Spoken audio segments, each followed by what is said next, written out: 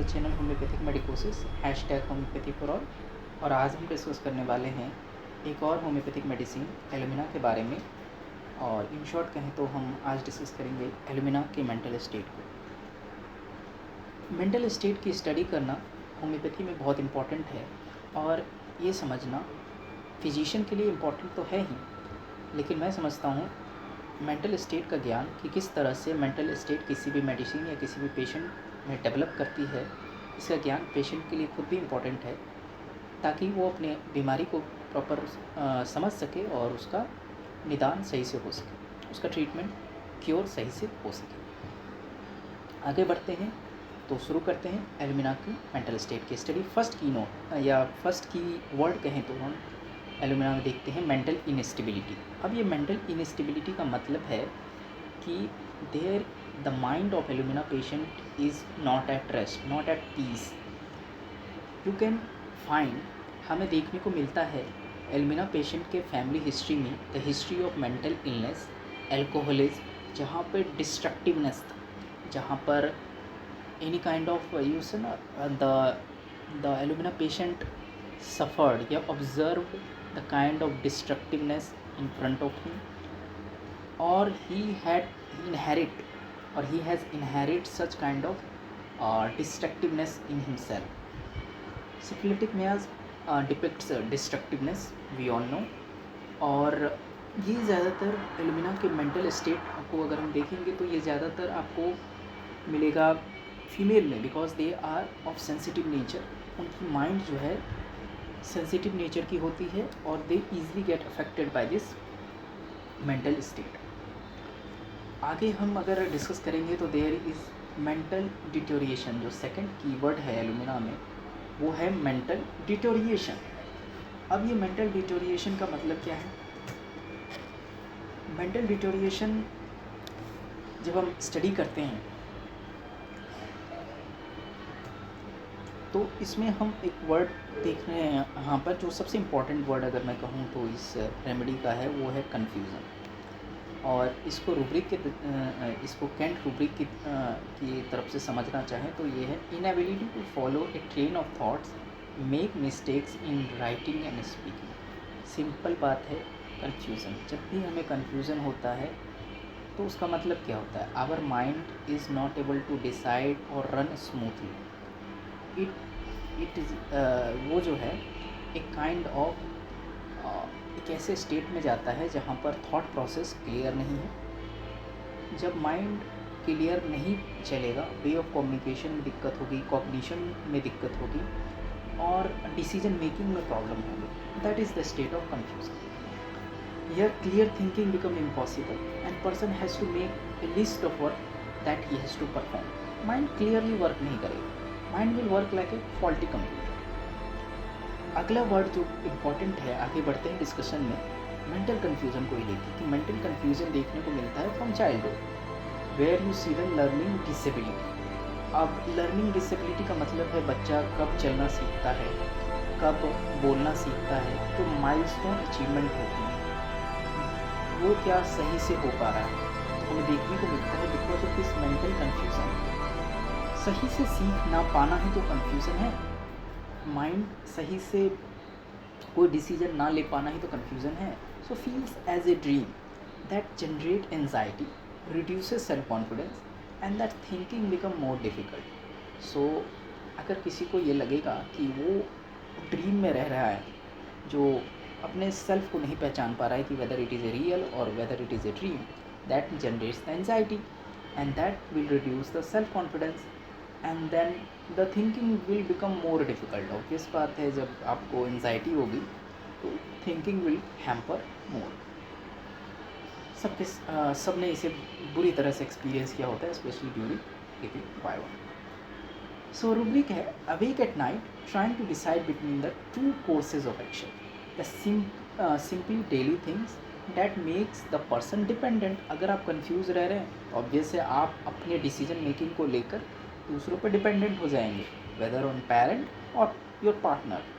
So you won't able to make the basic decision कि मैं क्या खाऊं, क्या पहनूं, क्या करूं, इन दोनों में से मुझे क्या करना चाहिए कि कल मेरे साथ बेहतर हो, जो आपकी ऑल काइंड ऑफ डिसीजन होते हैं जो कल को आपको इम्पैक्ट करने वाले हैं, that will create the confusion और that will lead to anxiety, loss of self.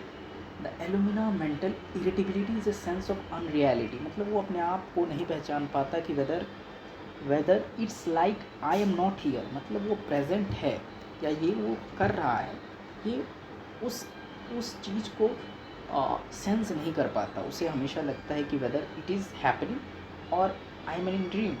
So lack of self perception देखने को मिलता है। अगला पॉइंट हम स्टडी करेंगे एलुमिना में, that is depression and self destructive impulse. अब ये इम्पल्स हमें हेपार में भी देखने को मिलता है, तो इम्पल्स है और सेल्फ डिस्ट्रक्टिव इम्पल्स है ऑन डिप्रेशन। इसका कंपैरिजन हम देखते हैं बाद में सीपिया के साथ भी देखने को मिलेगा हमें।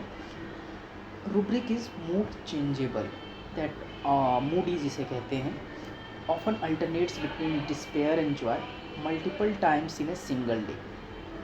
Hopeless, contempt, suicide. Rubric is weeping involuntary, है ना, बहुत जल्दी जिन्हें रोना आ जाता है, या फिर withdraw into the silence like nature mute और we know the silent nature of nature mute और a mat or tendency, the disposition towards the suicide.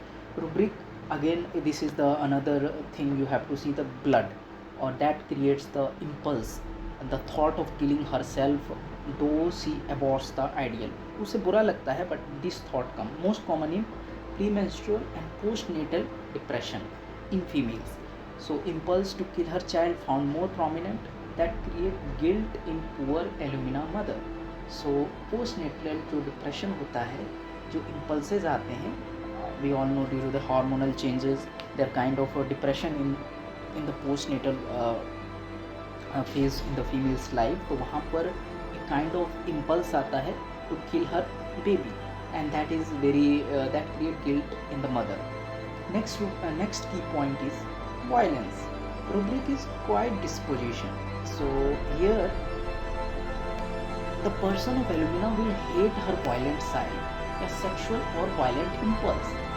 हमें ये चीज़ प्लेटिनम में भी देखने को मिलती है, हायोसाइनस में भी देखने को मिलती है. हम इस वायलेंस को अगर कंपेयर करें सीपिया से, तो हमें देखने को मिलता है कि सीपिया का जो नेचर है वो मोर इंटीग्रेटेड है, और एंड द नेचर और the condition in the alumina is more towards the verge of insanity. So the personality of sepia is generally more integrated and healthy than that of alumina. So ये हमें देखिए यहाँ पर quite disposition या फिर कह सकते हैं या स्टेसिस, तो फीमेल लाइफ का जो सिचुएशन है काफ़ी आपको सीपिया सबको पता है कि it's a kind of completely female remedy, और वहाँ पर किस तरह से एक फ़ीमेल की लाइफ एक स्टेसिस में चली जाती है due to the over dominance by the persons nearby. So here but still the nature the nature in sepia is more और लेस इंटीग्रेटेड. आगे बढ़ते हैं. Anxiety, another very key note importance word. Anxiety, fear of meeting people, especially group of people. Everyone know what about panic attacks, what about phobias, to meet a new people, to do something new, to do something, to perform in front of people. So ये चीज़ anxiety create करती है.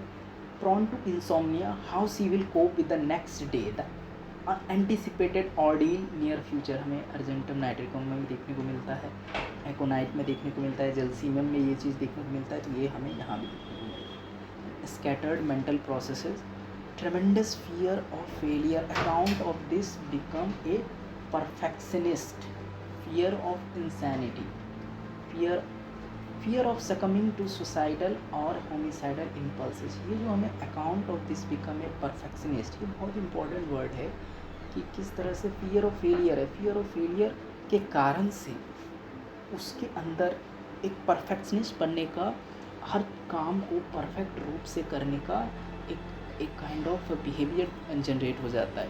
और ये चीज़ anxiety की most important reason देखी गई है in general भी. सो ये चीज़ एलुमिना में भी पाई जाती है. I think this is last point in this video is mental disintegration. The rubric is propensity to hurry. Aimless hurry है, aimless hurry because there is very little achievement with that hurry. So aimless hurry in the other word you see कि उसे क्या करना है नहीं पता, but वो जल्दबाजी में कुछ भी किए जा रहा है, लेकिन क्या करना है नहीं पता. That leads to anxiety.